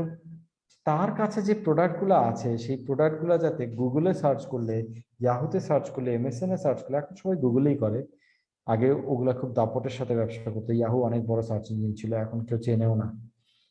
গুগলে সার্চ করলে যাতে তার ই কমার্স ওয়েবসাইটটা প্রথম দিকে আসে, এটা এখন খুব এসেনশিয়াল হয়ে গেল, নাহলে সাকসেস হবে না। এই সার্চটাকে আমরা বলি এক্সটার্নাল সার্চ ম্যানেজমেন্ট, যে আমার গুগলে সার্চ করলে প্রোডাক্ট দিয়ে আমার ওয়েবসাইটটা যাতে সবার উপরের দিকে আসে, এইটাকে এনশিওর করার জন্য যে সাবজেক্টটা, সেই সাবজেক্টটাকে বলি আমরা সার্চ ইঞ্জিন অপটিমাইজেশন। এই নামটা শুনে থাকবেন, এসইও, অনেকের মুখে শুনে থাকার কথা, যে এসইও করে, সার্চ ইঞ্জিন অপটিমাইজেশন। যাতে সার্চে তাদের ওই প্রোডাক্টটা লিখলে যাতে প্রথমে আসে। অনেকে মনে করে আমার কোম্পানির নাম, ই কমার্স সাইটের নামটা হচ্ছে কি মানুষ গুগলে লিখবে। ই কমার্স সাইটের নাম গুগলে কেউ লেখে না, গুগলে লেখে প্রোডাক্টের নাম, সো দ্যাট ওই প্রোডাক্টের দিয়ে আপনার ই কমার্স সাইটটা উপরে উঠে আসে। সেটা করার জন্য অনেক টেকনিক আছে।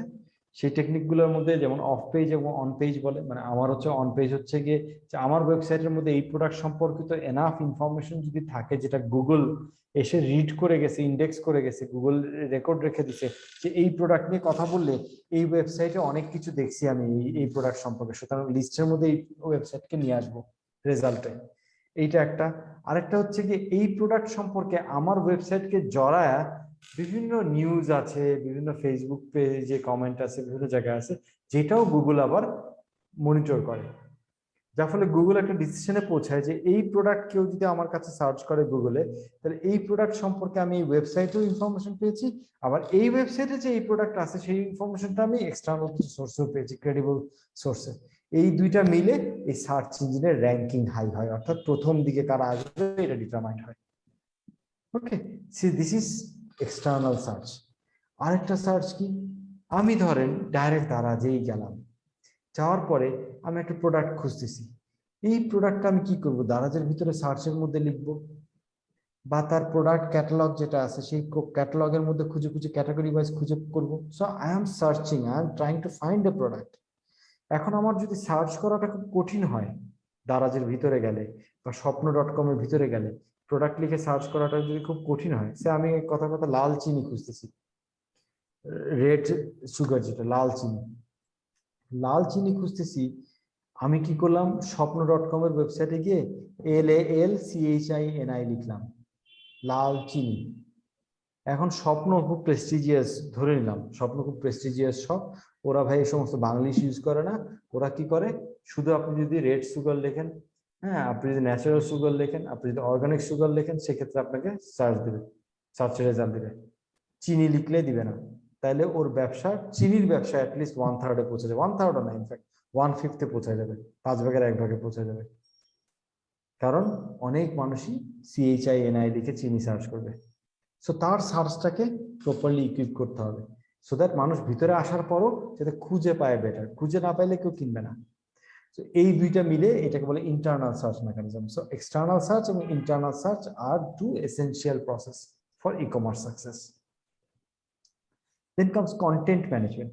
আমি সার্চ করে প্রোডাক্ট পাইলাম, বাট প্রোডাক্টের কোনো ছবি নাই, কোনো ডেসক্রিপশন নাই, প্রোডাক্টের সাইজটা কি আমি বুঝতে পারতেছি না। আমি এই যে লাইট খুঁজতেছি, লাইটটা কত ইলুমিনেশন দেয়, কতটুকু আসলে আলো, আমাকে যদি কম্পেয়ার করে না বলে যে সাধারণত একটা 100 পাওয়ারের বাল্বে যে পরিমাণ আলো থাকে এইখানে তার 3 গুণ আলো, এইটা লিখলে আমি একটা আইডিয়া করতে পারি যে ঠিক আছে তাহলে এটাতে কাজ চলবে। আমি বুঝতে পারতেছি না এটা নিতে কি আমার ট্রাকে নেওয়া লাগবে না এটা আসলে পকেটে নেওয়া যাবে, কারণ ছবি তো আমি কাছের থেকে দেখলে তুললে বড় ছবি, দূরের থেকে তুললে একই জিনিসের ছোট্ট ছবি আসবে। তো আমি তো এটার সাইজে আন্দাজ করতে পারবো না। আমাকে যদি ডাইমেনশন না বলে দেওয়া হয় যে এইটা হচ্ছে 10 ইঞ্চি বাই 4 ইঞ্চি এবং ডেপথ হচ্ছে 2 ইঞ্চি এবং ওয়েট হচ্ছে গিয়ে সে 0.9 কেজি, তাইলে না আমি বুঝতে পারবো জিনিসটা কতটুকু। এই যে ডেসক্রিপশন ই কমার্স সাইটে, এই যে প্রোডাক্টের যে ছবি, এই যে ডেসক্রিপশন, এটা কোথায় ব্যবহার হয়, এটা ডিউরেবিলিটি কি, এটা কি ওয়ারেন্টি আছে কিনা, এটা কি কিসের তৈরি, এই যে জাতীয় ডেসক্রিপশন গুলা, এইগুলা যদি না থাকে people do not get the confidence to buy it. এইটাকে বলা হচ্ছে কন্টেন্ট ম্যানেজমেন্ট, অর্থাৎ এই প্রপার ইনফরমেশন কন্টেন্ট গুলাকে প্রপারলি ম্যানেজ করা প্রোডাক্টের সাথে, আদারওয়াইজ ই কমার্সে প্রোডাক্ট সেল কমে যাবে, প্রোডাক্ট সেল হবে না। ওকে, এটা হচ্ছে কন্টেন্ট ম্যানেজমেন্ট। ক্যাটালগ ম্যানেজমেন্ট হচ্ছে কি, যে আমি বললাম না বিভিন্ন ক্লাসিফিকেশন প্রোডাক্টের, আমি যদি একটা গ্রোসারি শপে ঢুকি, অনলাইন গ্রোসারি শপে ঢুকি, তাহলে আমার ওখানে থাকবে স্পাইসেস, আমার ওখানে থাকবে কুকিং ইনগ্রেডিয়েন্টস, তার আন্ডারে স্পাইসেস, তারপরে থাকবে কুকিং ইনগ্রেডিয়েন্টস এর আন্ডারে থাকবে এডিবল অয়েল, খাওয়ার তেল, সেখানে আমি গন্ধরাজ নারকেল তেল পাবো না। গন্ধরাজ নারকেল তেল ইয়ে করতে গেলে আমার বিউটি অ্যান্ড কেয়ার ক্যাটাগরির আন্ডারে হেয়ার কেয়ার সাব ক্যাটাগরি, তার আন্ডারে গিয়ে আমি অয়েল পাবো, তার আন্ডারে গিয়ে আমি গন্ধরাজ তেল পাবো, রাইট, জুই নারকেল তেল পাবো, প্যারাশুট নারকেল তেল পাবো। বাট আমি রান্নার তেলের ওখানে নিশ্চয়ই প্যারাসুট নারকেল তেল খুঁজবো না, এডিবল অয়েলের ওখানে। সো এই যে ক্যাটাগরি ওয়াইজ যদি না রাখা হয়, এটা ডিসিপ্লিন যদি কন্টিনিউয়াসলি না মেনটেন করা হয়, তাহলে ই কমার্স সাকসেসফুল হবে না। That is called catalogue management. Okay, then comes হচ্ছে কি চেক আউট। আচ্ছা বাই দ্য ওয়ে, এই পর্যন্ত content management, catalogue management, search management, কারো কোনো কোশ্চেন, কোথাও কনফিউশন কোনো? বোঝা গেছে? ওকে, আই হোপ বোঝা গেছে। তারপরে আসি check out and payment. Check out কি? চেক আউট হচ্ছে গিয়ে সাধারণত আমরা যখন বের হই, অর্থাৎ এই যেমন আমরা স্বপ্ন থেকে শপিং করে বা যে কোনো জায়গা থেকে শপিং করে যখন বের হই, লাস্টে গিয়ে দাম পরিশোধ করি না, ওইটাকে বলা হচ্ছে চেক আউট। ওইটাকে বলা হচ্ছে চেক আউট। হোটেল থেকে যখন বের হয়ে যাই আমরা, যখন আমরা হোটেলে কোনো একটা জায়গায়, রেসিডেন্সিয়াল হোটেলে, রেস্টুরেন্ট না, রেসিডেন্সিয়াল হোটেলে যখন থাকি 3 দিন 3 রাত যখন থাকলাম, থাকার পরে যেদিন আমরা সব ব্যাগ অ্যান্ড ব্যাগেজ নিয়ে আবার বের হয়ে যাই, ওইদিন আমরা সব বিল টিল পরিশোধ করে বের হই, ওইটাকেও বলা হচ্ছে চেক আউট। যে কোনো জায়গা থেকে কিছু সময় কাটানোর পরে ওইটার হিসাবপত্র সমস্ত কিছু মিট আপ করে বের হয়ে যাওয়াকে বলা হচ্ছে চেক আউট। ই কমার্সও সেম জিনিস, যখন আপনি ঘুরলেন, অনেক কিছু আপনি কার্টে অ্যাড করলেন, এটা আমার পছন্দ হইলে এটা আমি কিনবো, লিস্টের মধ্যে রাখতে থাকলেন, লাস্টে গিয়ে যখন বের হবেন তখন আপনি ওটা পেমেন্টের ডিসিশনটা দিয়ে, হয়তো আপনি অনলাইনে পেমেন্ট করতে পারেন, অথবা বলতে পারেন যে ক্যাশ অন ডেলিভারি, অর্থাৎ আমার বাসায় পৌঁছায় দিলে আমি টাকা দিয়ে দেবো।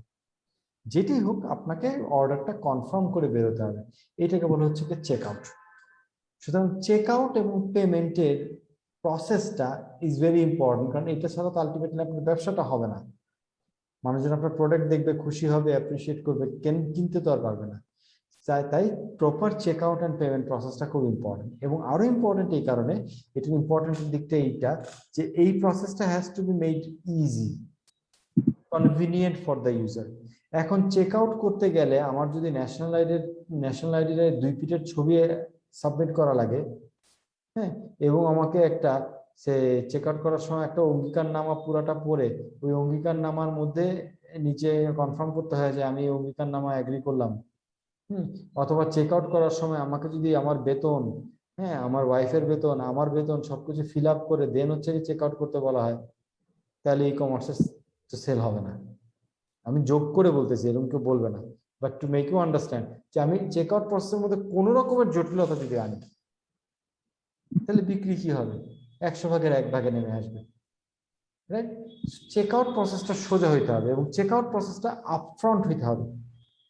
আপফ্রন্ট মানে হচ্ছে গিয়ে আমি যখন প্রোডাক্ট কার্টে অ্যাড করতেছি, দেখবেন ই কমার্সে গেলে দেখবেন কোনার মধ্যে একটা হলুদ রঙের অথবা একটা কালারফুল জায়গা, যেখানে বাস্কেটের ছবি, যেখানে দেখাচ্ছে আপনি কত টাকার জিনিস ওখানে অলরেডি স্টোর করছেন, যেটা আপনি এখনো কেনেন নাই, এবং আপনি কিনতে চাইলে ওই জায়গায় ক্লিক করলেই আপনি চেক আউট করে ফেলতে পারবেন। দেখেন, চেক আউটটা আপনার হাতের নাগালে এনে রেখে দিচ্ছে সবসময়, যাতে এরকম না হয় যে আপনি সবকিছু অ্যাড করলেন, আরে এখন কিনবো কি করে শেষ ফাইনাল কপি করে খুঁজতে খুঁজতে এখন ধৈর্য গুলাচ্ছে না, থাকে পরে দেখা যাবে, বন্ধ করে দিয়ে চলে গেলাম, তাহলে কি হবে? ওই ই কমার্স সাইটে লস হয়ে যাবে। আপনি এতক্ষণ ধরে ওই কমার্স সাইটে সবকিছু সিলেক্ট করলেন, কিন্তু আলটিমেটলি গিয়ে কিনলেন না, তাহলে তো লস হয়ে গেল। এই জন্য চেক আউট অ্যান্ড পেমেন্ট প্রসেসটা has to be made convenient and has to be focused. এইগুলা হচ্ছে গিয়ে, এই 6টা হচ্ছে গিয়ে কাস্টমার ফেসিং প্রসেস, যেগুলা খুব এসেনশিয়াল প্রসেস হচ্ছে ই কমার্সের জন্য। বাকি যে 3টা, স্পেশালি যে মাঝখানের 2টা, এই 2টা হচ্ছে কি internal process of e commerce system.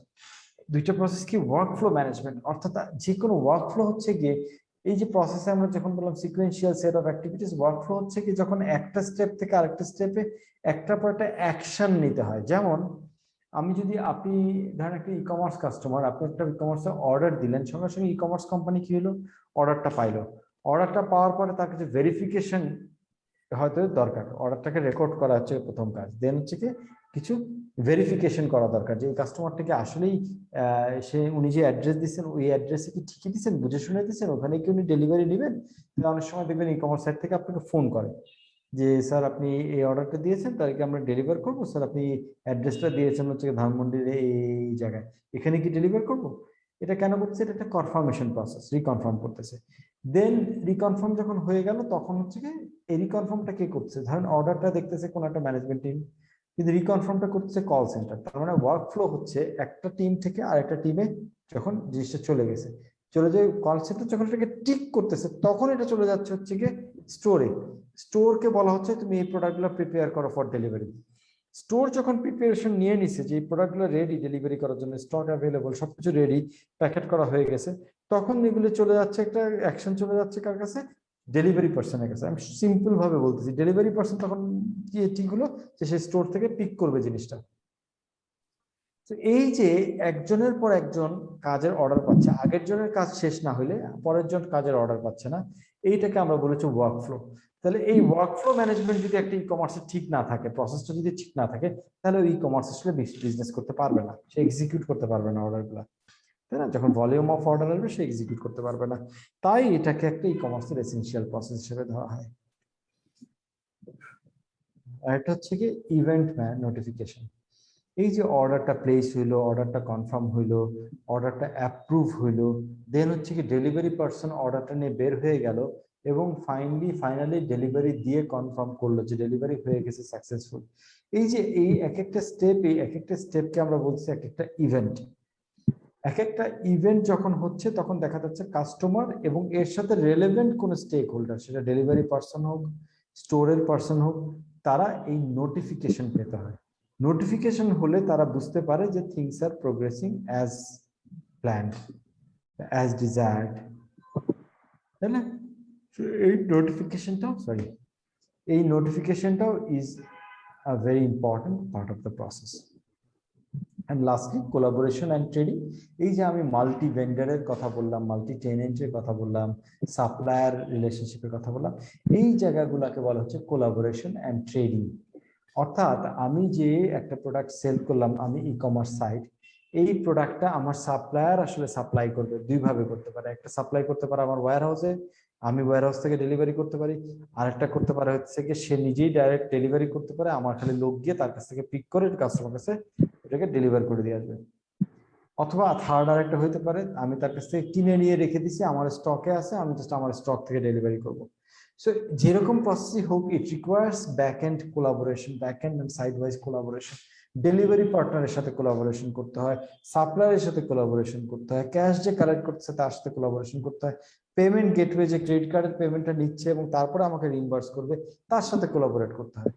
These are the collaboration and trading processes of an e-commerce. তাহলে ই কমার্সের এসেনশিয়াল প্রসেস দেখেন, এই জিনিসগুলো, এই বেসিক প্রসেসগুলো প্রত্যেকটা ই কমার্সে মোরালেস থাকে, আদারওয়াইজ আসলে ই কমার্স বিজনেস করা খুব টাফ। এগুলো are not the only essential processes, as I said earlier, অনেক এসেনশিয়াল প্রসেস আছে, এখন দিনে দিনে এগুলো চেঞ্জ হচ্ছে, বাট একাডেমিক্যালি আমাদের বই অনুযায়ী these are the more essential processes of e commerce. সবার কি বোঝা গেছে এসেনশিয়াল প্রসেসটা? জি স্যার, বোঝা গেছে স্যার। আর একটু শর্ট রিভিউ করলে ভালো হতো স্যার, আর একটু ক্লিয়ার হতো। এটা পরে।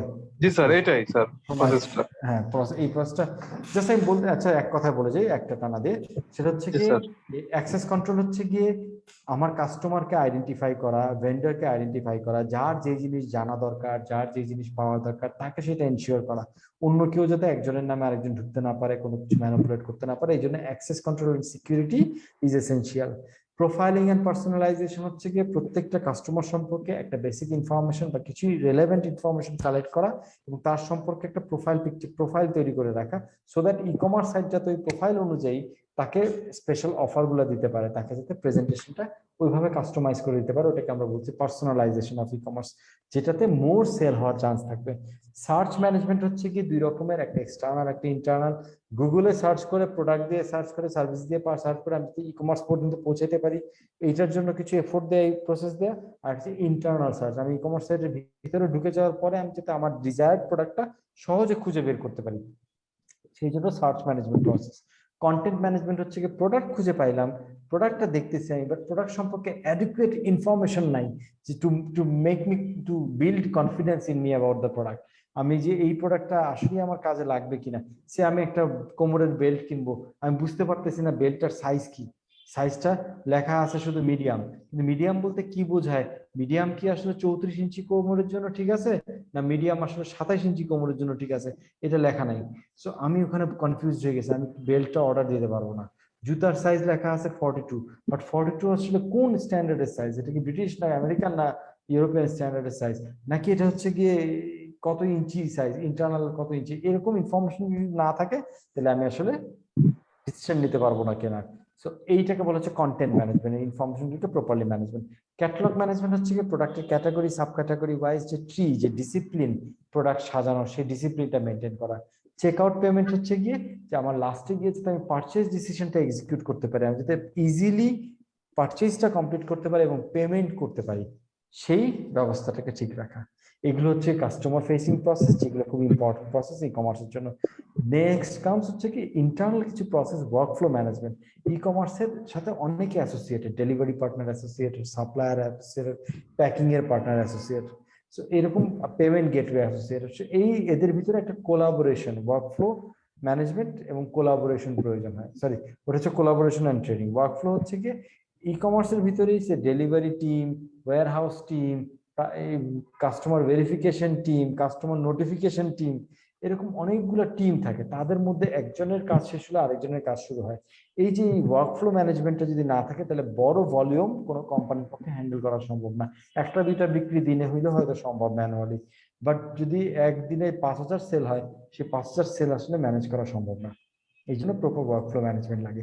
ইভেন্ট নোটিফিকেশন, ডেলিভার হইলো কিনা, অর্ডারটা কনফার্ম হইলো কিনা, অর্ডার কি রিফান্ড হবে কিনা, পেমেন্ট আমি পাইলাম কিনা, সাকসেসফুল হইলো কিনা, এগুলো হচ্ছে ইভেন্ট একটা। এই ইভেন্ট গুলাকে রেলেভেন্ট পার্টির কাছে নোটিফাই করার ব্যবস্থা রাখতে হয়, নাহলে কাস্টমার কনফিডেন্স পায় না। আমি একটা পেমেন্ট করলাম এই মাত্র 3500 টাকার, আমার কাছে কোনো নোটিফিকেশন আসলো না যে আমার ই কমার্স সাইট কি পেমেন্টটা বুঝে পাইলো, তারপরে কি তারা অর্ডারটা কনফার্ম করলো, আমাকে যদি নোটিফিকেশন না দেয় আই উইল বি কনফিউজড, কাজ করবে না। ঠিক সেরকম ডেলিভারি পার্সনকে নোটিফিকেশন দিতে হবে যে হ্যাঁ প্রোডাক্টটা ওয়্যার হাউসে রেডি হয়ে গেছে, now you should pick it and deliver it to the customer's place. তো এই যে নোটিফিকেশন গুলো, এই নোটিফিকেশন গুলো খুব এসেনশিয়াল একটা প্রসেস। কোলাবোরেশন ট্রেডিং তো আমি বললাম যে বিভিন্ন পার্টনার ইনভলভ, তাদের সাথে কোলাবোরেশন করার জন্য ফ্যাসিলিটি থাকতে হবে ই কমার্স সাইটে। ক্লিয়ার? জি sir, clear sir, good, thank you sir. Welcome, no problem. আচ্ছা, এইটা হচ্ছে গিয়ে আমরা বলছি সাকসেস টুলস। হ্যাঁ, একটু আগে আমরা আলোচনার মধ্যে এগুলো চলে আসছে ম্যাক্সিমামই, তারপর আমি এগুলো আবার একটু বলে দিই। সেটা হচ্ছে সাকসেস টুল হচ্ছে কি যে ই কমার্সকে বেশি সাকসেস করতে হইলে, হ্যাঁ একটা সাকসেস যদি এনশিওর করতে হয়, জাস্ট আ মিনিট,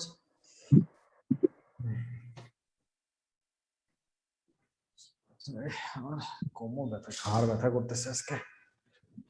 ওকে, যে কোনো ই কমার্সকে যদি আরো সাকসেসের দিকে নিয়ে যেতে হয়, অর্থাৎ সাকসেস মানে কি বেশি বিক্রির দিকে নিয়ে যেতে হয়, তাহলে তার কিছু টুল লাগে, কিছু টুলস ইউজ করা লাগে। টুলস হচ্ছে কি যেমন আমরা একটু আগে বললাম সার্চে সাকসেস লাগবে, তাই না? এক্সটার্নাল এবং ইন্টারনাল সার্চে, ওখানে আমরা বলতেছিলাম যে সার্চ ইঞ্জিন অপটিমাইজেশন বলে একটা জিনিস আছে, যেটা দিয়ে যেই টেকনোলজি না, যেই টুল বলতে এই নলেজ এবং এই প্র্যাকটিসটা ইউজ করে ই কমার্স সাইটটা কি করতে পারে, একটা পার্টিকুলার প্রোডাক্ট, আমি ধরেন একটা প্রোডাক্ট খুঁজতেছি হচ্ছে গিয়ে সে টিভি রিমোট, হ্যাঁ রিমোটটা যখন খুঁজতেছি আমি যেটা বলছি ইউনিভার্সাল রিমোট একটা সার্চ দিলাম, ইউনিভার্সাল রিমোট প্রোডাক্টটা গুগলে সার্চ দিলে অনেক ওয়েবসাইটে এটা সেল করে। কিন্তু সার্চ ইঞ্জিন অপটিমাইজেশনে যারা ভালো করছে, যারা এই পলিসিগুলো, এই প্রসেসগুলো, এই টুলটাকে ভালো ইমপ্লিমেন্ট করছে, তাদের ওয়েবসাইটটা গুগলের লিস্টে প্রথম দিকে চলে আসবে, যার ফলে more and more customers will be visiting their website compare to the others একই প্রোডাক্টের জন্য। সো তাদের সাকসেস বেটার হবে। That is by search engine অপটিমাইজেশনকে বলা হয় সাকসেস টুল। দেন হচ্ছে গিয়ে আমি সার্চ ইঞ্জিন অপটিমাইজেশন দিয়ে, অ্যাডভার্টাইজমেন্ট দিয়ে কি করি, আমি ট্রাফিক নিয়ে আসি, ইউজারদেরকে আমার ওয়েবসাইটে নিয়ে আসি।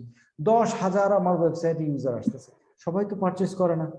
এখন পারচেজ না করার কারণ অনেক রকমের, সবারই ইন্টারেস্ট ছিল, নাহলে কেউ ওয়েবসাইটে আসতো না। ধরে নিচ্ছি 80% ইন্টারেস্ট ছিল, অর্থাৎ 10,000 লোক আসছে, তার মধ্যে 8,000 লোকের ইন্টারেস্ট ছিল কোনো প্রোডাক্ট নিয়ে। এই 8,000 লোকের মধ্যে সে কথা 50% লোক প্রোডাক্ট খুঁজে পাইছে, যে সে যে প্রোডাক্টের জন্য আসছিল, সেই যে মডেলের জন্য আসছিল সেই প্রোডাক্ট, সেই মডেল খুঁজে পাইছে, 50% লোক খুঁজে পায় নাই। বা এভাবে বলি যে 50%-এর যেই জিনিসটা প্রয়োজন সেটা আমার ওয়েবসাইটে ছিল, আর বাকি 50%-এর যেই জিনিসটা প্রয়োজন সেই জিনিসটা আমার ওয়েবসাইটে ছিল না। সুতরাং 8,000 থেকে 4,000 ঝরে পড়ে গেল। এইবার যেই 4,000 যাদের প্রয়োজনীয় জিনিসটা আমার ওয়েবসাইটে আসলে এক্সিস্ট করে, সেই 4,000 জন্য যে আমার কাছ থেকে কিনবে তা না।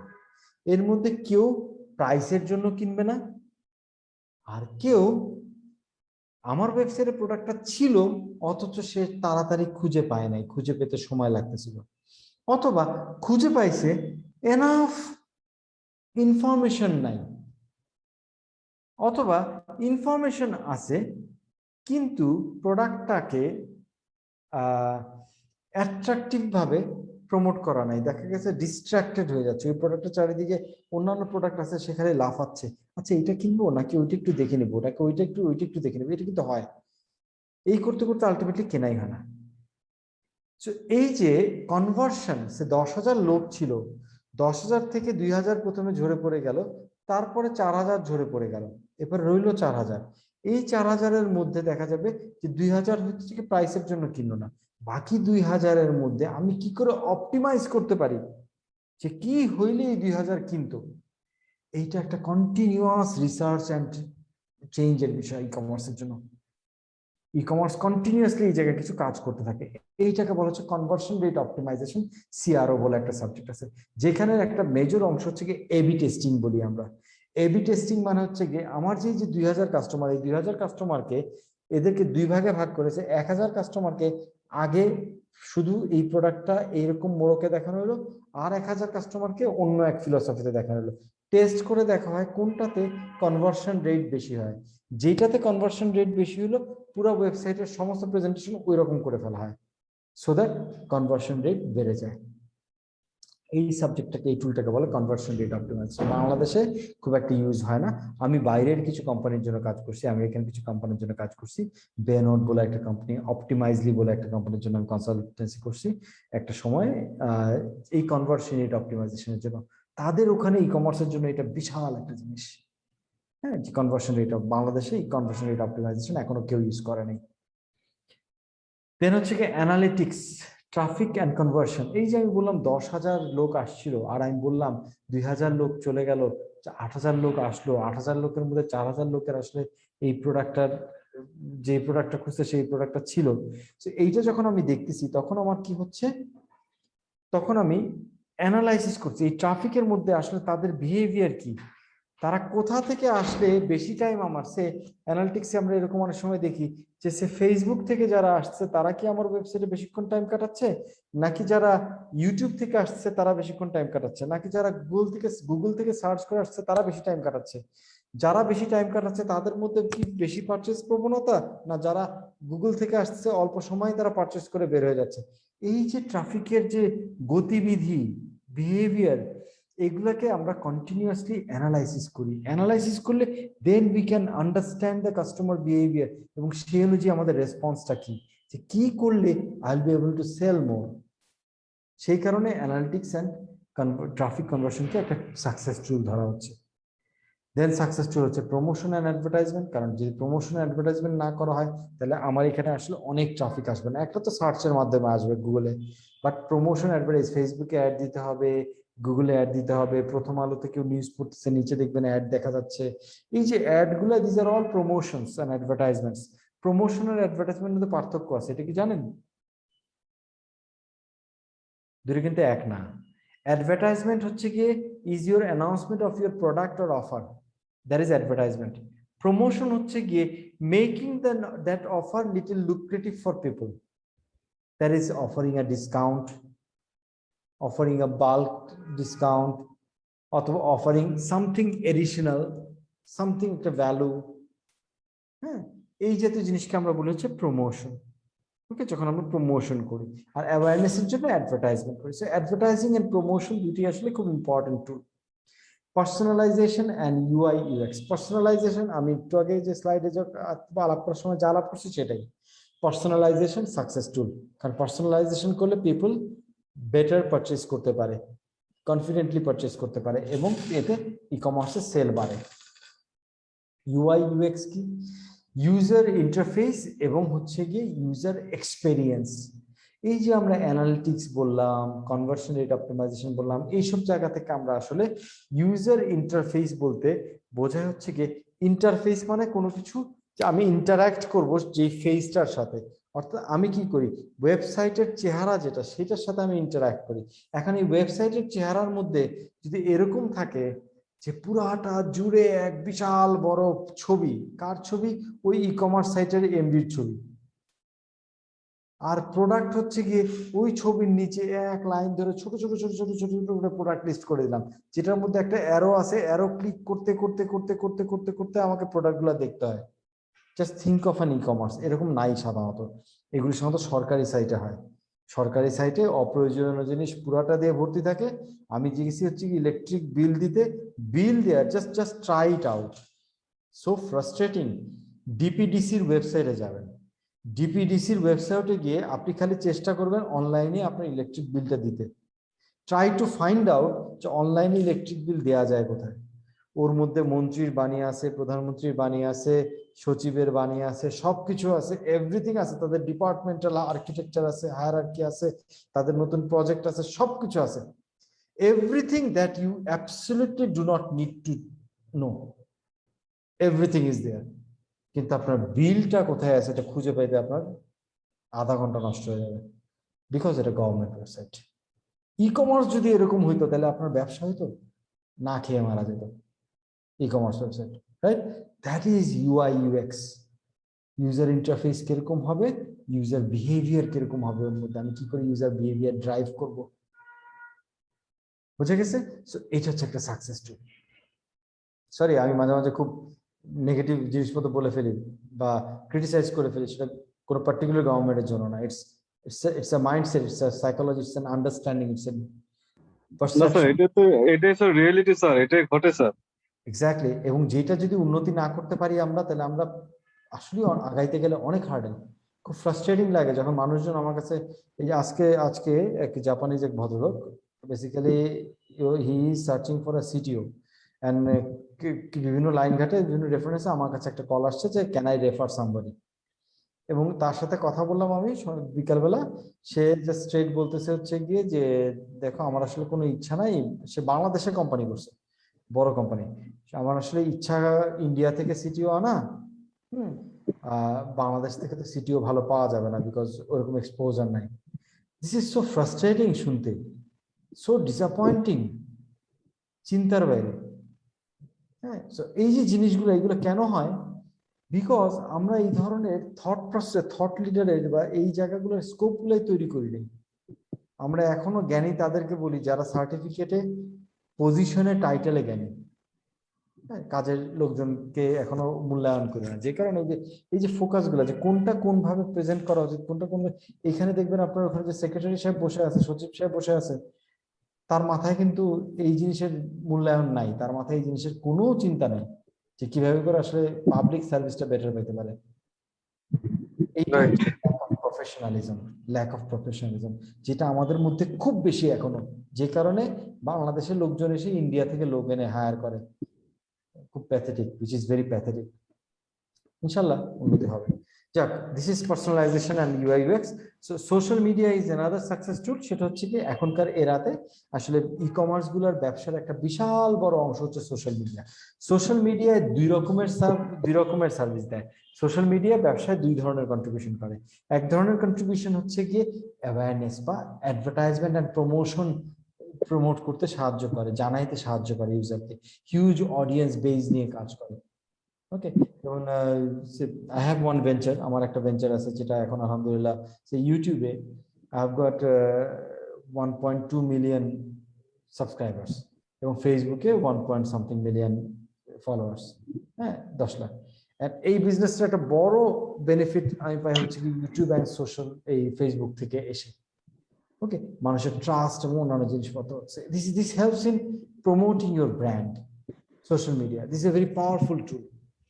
এগেইন সোশ্যাল মিডিয়ার সেকেন্ড আর একটা রোল প্লে করে, সেটা হচ্ছে কি trust, information, query response.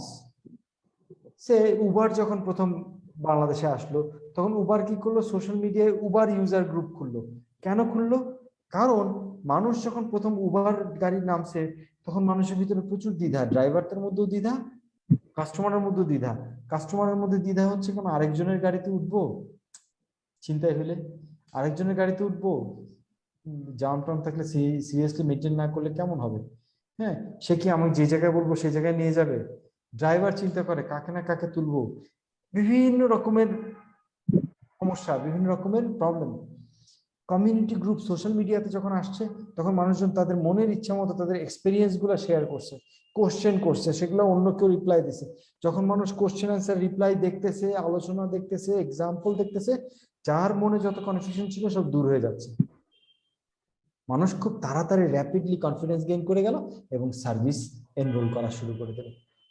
So that is another kind of contribution of social media. দুইটা কন্ট্রিবিউশনই is very pivotal, very important for the success of e-commerce business. বোঝা গেছে? স্যার এটা তো স্যার এমন একটা অবস্থা হয়ে যাচ্ছে স্যার, ফেসবুক এবং ইউটিউব তো ইউজ করা এখন টাফ হয়ে যাচ্ছে। অ্যাডভার্টাইজমেন্ট মানে আপনার অ্যাডভার্টাইজমেন্ট প্রমোশনের জন্য স্যার। এই জিনিসই হচ্ছে কি, এই জিনিস ফেসবুক জীবনেও কোনোদিন ওর কোনো খায়া দেয় কোনো কাজ নাই, শখ নাই। আপনাকে ইনফরমেশন শেয়ারিং, ফ্যামিলির সাথে কানেক্ট করার জন্য ফেসবুক ব্যবসা খোলে নাই। ফেসবুক ব্যবসা খোলার জাকারবার্গের উদ্দেশ্য যেটা, সেই উদ্দেশ্যের 1%ও আপনার রিলেটিভদের সাথে সম্পর্ক রাখা নিয়ে না। আপনি রিলেটিভদের সাথে সম্পর্ক রাখবেন, প্রেম করবেন এবং অন্যান্য সবকিছু করবেন, যেটা দিয়ে ফেসবুকে ইউজারের সংখ্যা বাড়বে। কিন্তু আলটিমেটলি ফেসবুকের উদ্দেশ্য হচ্ছে কি এই সংখ্যাকে ব্যবহার করা অ্যাডভার্টাইজমেন্ট দেওয়ার জন্য। কারণ ফেসবুকের ইনকাম হয় হচ্ছে কি অ্যাডভার্টাইজমেন্ট প্রোভাইডার থেকে, আপনার থেকে না। ওকে, সো ব্যবসাটা দাঁড়াই আছে অ্যাডভার্টাইজিং এর উপরে। স্যার এই যে সময় টিভিতে যদি একটা আপনার সময় টিভির যে ইউটিউব চ্যানেল আছে স্যার, সেটা যদি আমরা একটা নিউজ দেখতে চাই, আমাদের কমপক্ষে আপনার 10 বার আপনার অ্যাডভার্টাইজমেন্টকে কাটতে হবে। এবং সেটা আপনি যতক্ষণ পর্যন্ত না কাটবেন এতক্ষণ পর্যন্ত সেটা হচ্ছে আপনার অ্যাডভার্টাইজমেন্ট চলতেই থাকবে। কখন শেষ হবে সেটা কিন্তু আপনার কেউ জানে না। এটা এখনকার ব্যবসা আর কি। এখনকার যেটা হয়েছে কি, নিউজ পেপারের বা এই টেলিভিশনের টিআরপি এখন অনেক কমে গেছে আর কি। তো এখন ব্যবসা সব মোবাইল অপারেটর যেমন এখন ইন্টারনেট দিয়ে ব্যবসা করে, নিউজ এজেন্সি গুলো এখন আসলে ইউটিউব দিয়ে ব্যবসা করে। হ্যাঁ, সো ওইটা কিছু করার নাই, যার যার ভাই পেট বাঁচাতে হবে। হ্যাঁ, কি আর করা, এগুলি হচ্ছে ব্যবসা মডেল। এগুলো চেঞ্জ হবে আস্তে আস্তে, বিভিন্ন ইনোভেটিভ মডেল আসবে, বাট এখনকার যুগে এটাই চলতেছে আর কি, অ্যাডভার্টাইজিং দিয়ে ইনকাম করা, ওখান থেকে ওদের ইনকাম আসে। ওকে, তাহলে এ পর্যন্ত ক্লিয়ার? জি স্যার। ওকে, সে এটা অল্প একটু আছে, এটা শেষ করে আমরা নেক্সট ক্লাসে শেষ করে ফেলবো না, আজকে এই পর্যন্তই থাকুক। হ্যাঁ, দুইটা মেজর ডিসকাস করলাম, নেক্সট ক্লাসে ইনশাআল্লাহ বাকিগুলো শেষ করে ফেলবো না। ঠিক আছে ইনশাআল্লাহ স্যার। জি স্যার। জি স্যার, তাহলে এই ঠিক আছে। পর্যন্তই থাকুক। জি স্যার, আসসালামু আলাইকুম স্যার, ভালো থাকবেন। হ্যাঁ, ওয়ালাইকুম আসসালাম। ঠিক আছে স্যার, আসসালামু আলাইকুম। ইনশাআল্লাহ। স্যার আসসালামু আলাইকুম।